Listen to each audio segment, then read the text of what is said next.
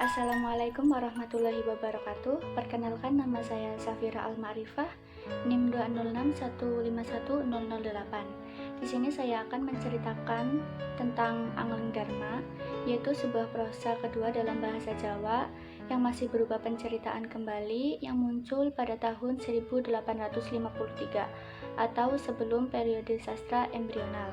Sastra embryonal adalah sastra yang berlangsung pada tahun 1870 sampai 1900.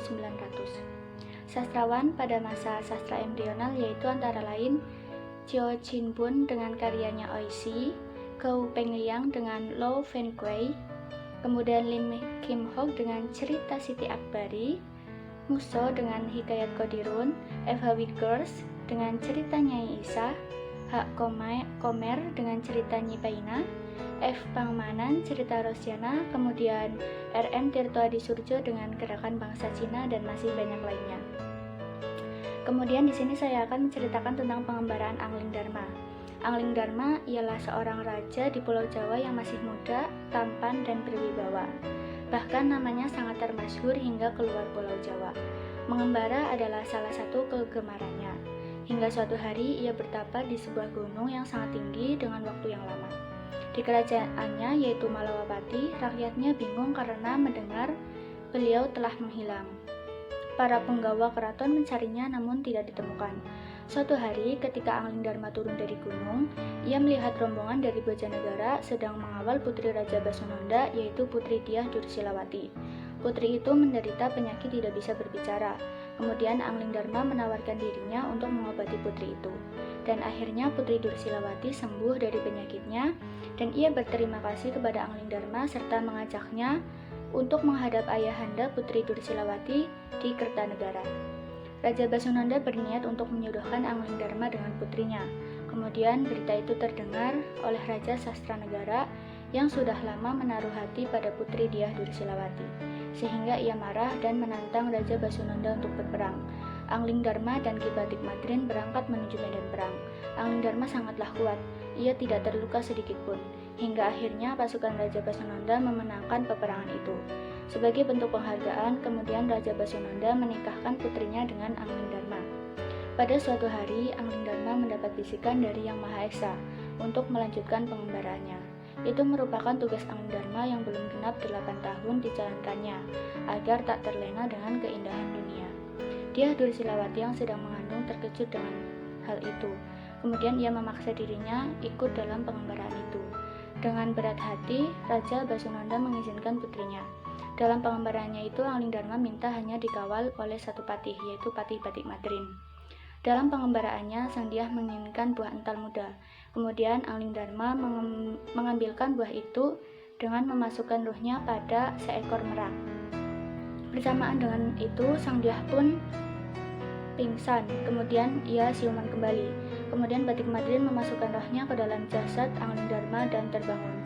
Sang Diah tidak percaya bahwa itu suaminya. Kemudian ia lari. Sementara itu burung merak terus menabrak-nabrak Batik Madrin sampai Batik Madrin pun pingsan. Sang Diah yang lari pun sampai di kerajaan ayahnya dan menceritakan semuanya, serta berpesan jika ada seorang yang mencarinya dan mengaku sebagai Angling Dharma untuk tidak diizinkan masuk dan dibiarkan orang itu menunggu di gerbang.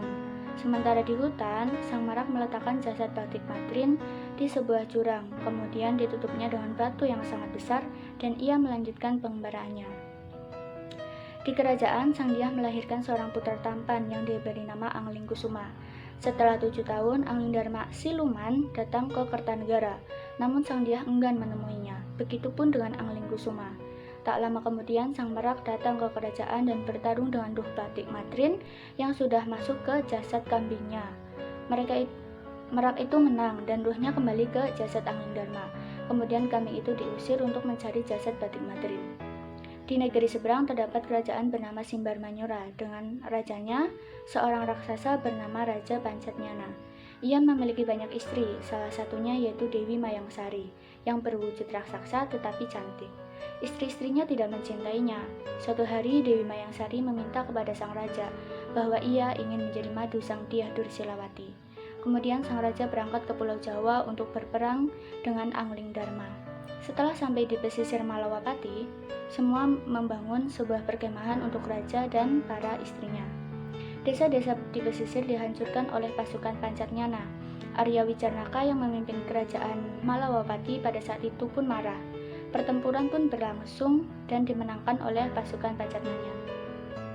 Kemudian Arya Wicarnaka memerintahkan Patih Mangunjaya untuk mencari Anglingdarma. Anglingdarma beserta keluarganya tengah bersiap meninggalkan Kertanegara untuk menuju kerajaan Malawapati.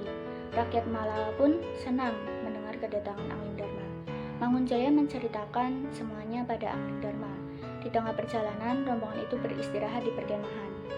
Dan pada malam harinya, Anglingdarma serta istrinya melarikan diri dan menyamar sebagai dewa. Mereka bertemu Mayangsari yang meminta belas kasihan. Akhirnya dijadikanlah ia budak perempuan Anglingdarma. Meskipun begitu, ia sangat senang, dan atas kehendak dewa, ia melahirkan seorang putra tampan bernama Danurweda. Pertempuran pun berlangsung. Di lain tempat, Batik Madrin mendengar kericuhan. Setelah mengetahui pertempuran itu, Batik Madrin pun ikut ke medan perang bersama pasukan Malawa. Anglingdarma dan Raja Pancatnyana saling menyerang, dan akhirnya pertempuran dimenangkan oleh pasukan Malawa. Di Malawapati, Anglingdarma beristri 3. 1 berwujud manusia yaitu Dyah Dursilawati, dan 2 berwujud raksasa yaitu Dewi Mayangsari dan Ratna Ambara. Serta Anglingdarma memiliki 2 putra yaitu Anglingkusuma dan Danurweda. Di sana Batik Madrin meminta maaf kepada Anglingdarma, dan Anglingdarma pun memaafkannya. Setelah beberapa lama, kedua putranya sudah beranjak dewasa, tetapi belum memiliki istri.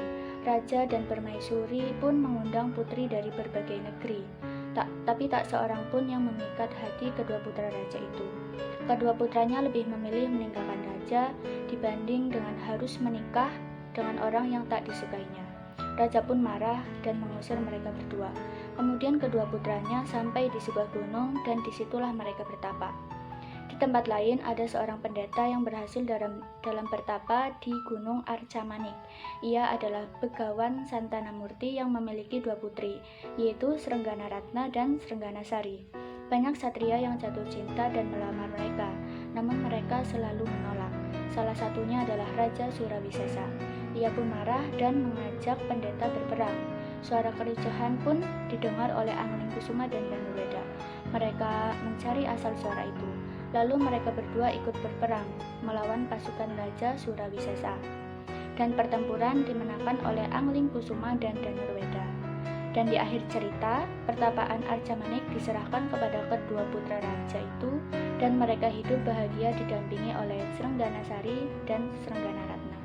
Terima kasih. Sekian dari saya, kurang lebihnya mohon maaf. Wassalamualaikum warahmatullahi wabarakatuh.